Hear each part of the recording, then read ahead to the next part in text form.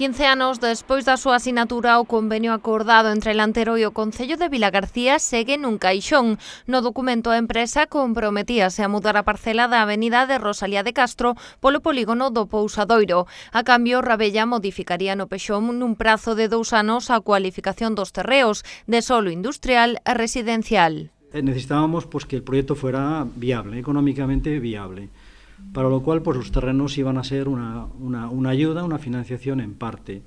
Estamos hablando no de una actuación puramente urbanística, sino de un proyecto industrial que podía financiarse en parte con la venta de esos terrenos, ¿no?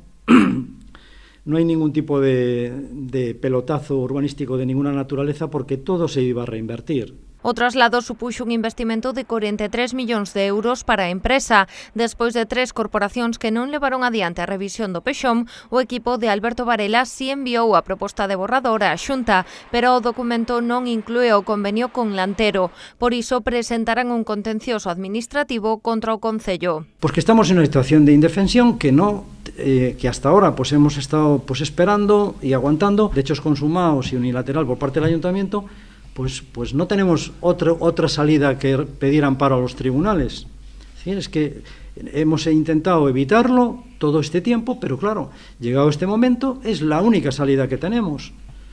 Pues pedirle a los juzgados que exija al Ayuntamiento que incorpore nuestro convenio al planeamiento, que es lo que tiene comprometido y firmado, ni más ni menos, sin prejuzgar el desenlace. Lantero asegura que só demandan a inclusión do convenio. Insisten en que non reclamarán a responsabilidade patrimonial pola demora do proceso e negan que a Xunta concluirá que as condicións de edificabilidade recollidas no acordo para a parcela non se axusten á lei do solo. Tamén negan as acusacións que aseguran que buscan un pelotazo urbanístico.